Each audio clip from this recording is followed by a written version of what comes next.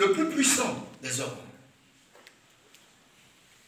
Vous êtes en train de m'exciter, on dirait. Dans une maison, si tu veux vaincre la maison, il faut attaquer l'homme fort. Jésus dit, on ne peut pas piller une maison si on n'a pas lié l'homme fort. Quand le diable vient, il ne vient pas vers Adam. Je vais vous donner des choses qui vont vous choquer peut-être. Peut-être que vous avez lu vos Bibles avec des lunettes noires à minuit, dans le noir. C'est bon? Je crois qu'on aura l'occasion. Alors, il vient vers Ève, n'est-ce pas? Et il pose la question à Ève, Dieu a-t-il réellement dit que vous ne mangerez pas de tous les arbres du jardin? Ève dit, si, nous mangeons de tous les arbres du jardin. Mais quant à l'arbre qui est au milieu du jardin, Dieu a dit, quant à l'arbre de la connaissance du bien et du mal, Dieu a dit, vous n'y toucherez pas. Et vous n'en mangerez pas de peur que vous mouriez. C'est tout le problème. C'est tout le problème de l'humanité. Je parle avec les théologiens, je leur dis, cherchez bien le premier péché. Le premier péché de la Bible, ce n'est pas le fait de manger le fruit. Le premier péché de la Bible, c'est l'incrédulité. Dieu avait dit à Adam, le jour où tu en mangeras, tu mourras. Darby continue pour dire, le jour où tu en mangeras, tu mourras certainement. Regardez ce que Ève, à qui Adam a rapporté le message, parce qu'elle n'était pas là quand Dieu parlait. Amen. Elle rapporte le message, dit, Dieu a dit, vous, oh l'homme, regarde, le temps est fini. Hein. On finit à quelle heure? 20h? 20h. Oh my God, j'ai pas encore commencé à prêcher. On va aller à 30.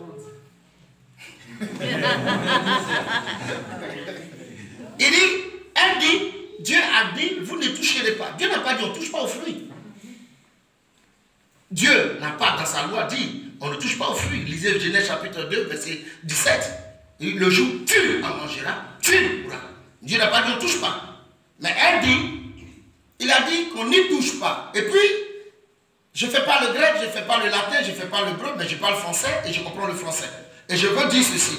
Elle dit, il dit, vous ne mangerez pas de peur que vous mouriez. Ça veut dire qu'elle n'est pas certaine de la mort. C'est une forme d'incrédulité.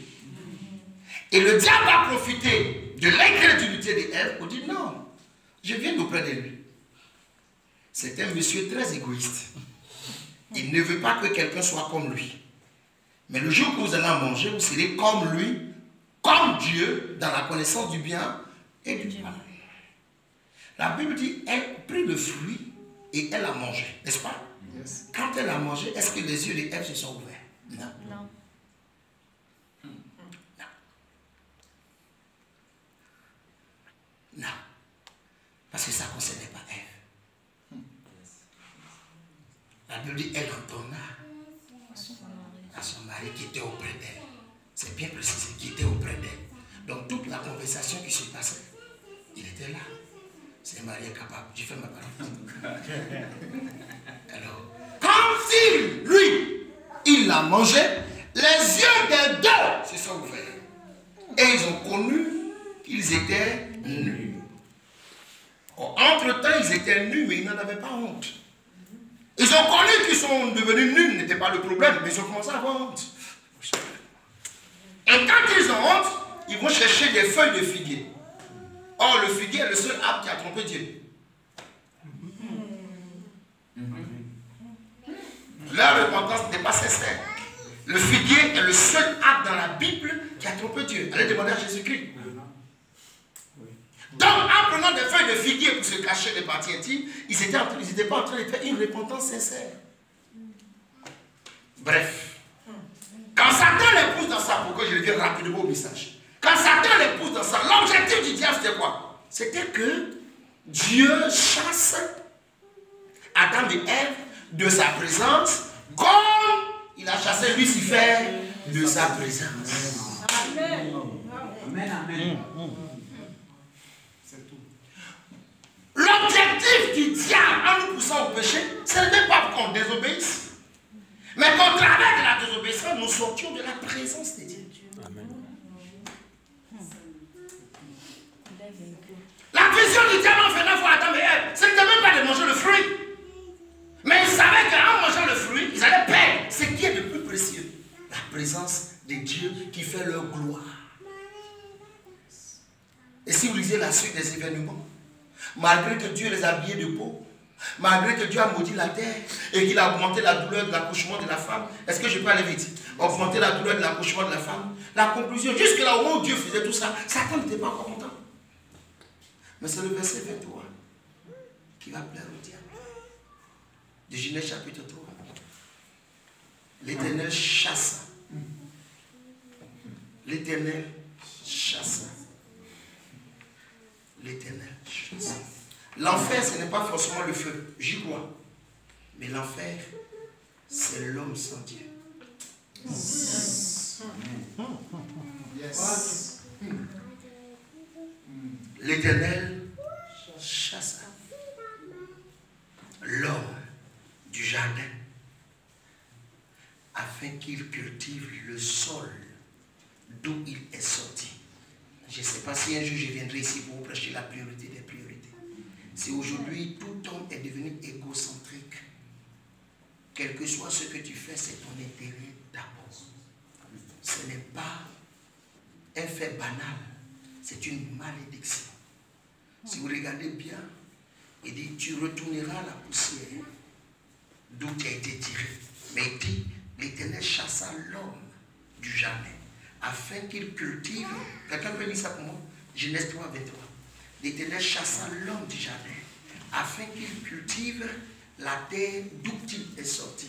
Il n'y a pas gardé dedans. Il y a deux cultures. Lis Genèse 3. D'abord, lis Genèse 2, verset 15. J'ai perdu 2 minutes là. Je lis la parole du Seigneur dans le livre de Genèse, chapitre 2, verset 15. L'Éternel Dieu prit l'homme et le plaça dans le jardin d'Éden pour le cultiver et pour le garder. Bien, Genèse 3, verset 23. Genèse 3, 23. Je lis dans le nom du Seigneur. Et l'Éternel Dieu le chassa du jardin d'Éden. L'Éternel Dieu le chassa du jardin d'Éden. Or, sachez que le jardin d'Éden, c'est la présence de Dieu.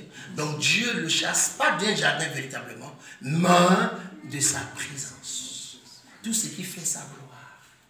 Dieu le chassa, et puis quoi? Pourquoi? Pour qu'il cultivât la terre d'où il avait été pris. D'où il avait été pris. Il n'y a pas de garder.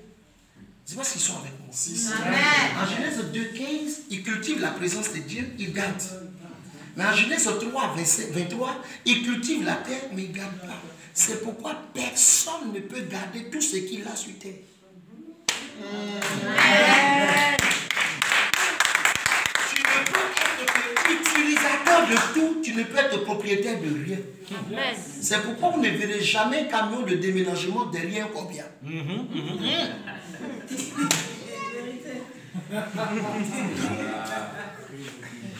C'est une malédiction. Tout ce que nous faisons sur terre, on ne peut pas garder. Il n'y a pas de garder dedans. Amen. Donc Dieu chasse l'homme du jardin. Et si vous regardez bien, la vie de tout homme sur terre, c'est comment retrouver la présence de Dieu. La vie de tout homme sur terre, qu'il soit athée, il nie Dieu par rapport à l'existence de Dieu. Ils ne m'ont pas entendu. Amen. Vous êtes avec moi? Amen. On est ensemble? Amen. Fort. L'athée nie Dieu par rapport à la présence de Dieu. Tu ne peux pas défendre une thèse sans détruire une antithèse. Je ne sais pas si j'entends par là quelqu'un. Amen. Donc tout homme sur terre a un réflexe. Il a besoin d'une divinité. Soit il va aller dans les rivières, soit il va aller dans les bois, mais il a besoin d'une divinité. Pourquoi? Parce que l'essence de notre existence, c'est la divinité. J'ai envie de dire, Dieu pour que nous soyons, c'est adorer. Dieu, pour que tu sois, a pris le temps de s'adorer lui-même en toi. Donc tu ne peux pas vivre sans adoration.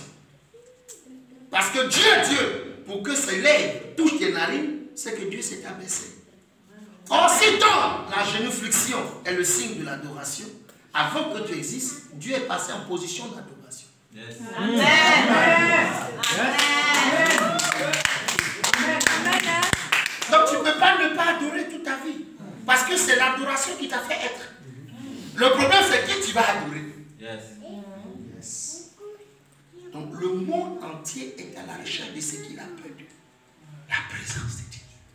Les églises se créent, les mosquées se créent, les fétiches se créent. Tout ça, c'est pour comment retrouver la présence de Dieu.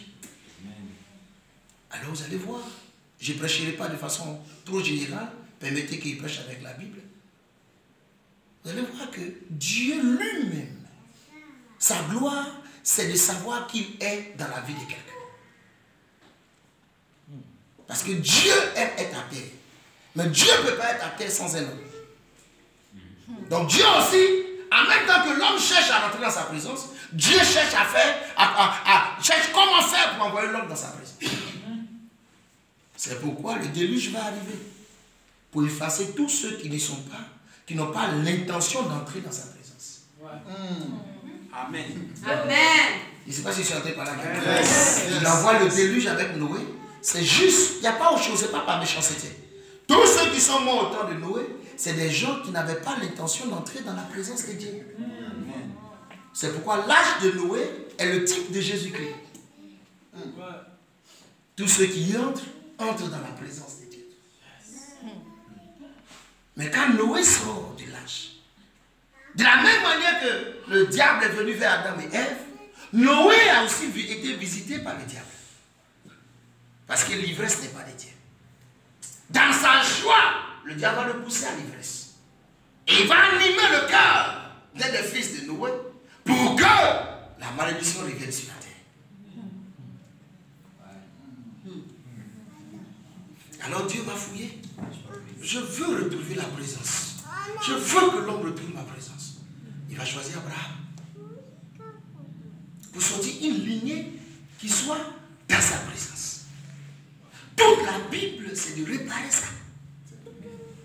Retrouver la présence de Dieu. Je veux être dans l'homme. Je veux que l'homme soit dans ma présence. Alors, d'Abraham, il va avoir un autre problème.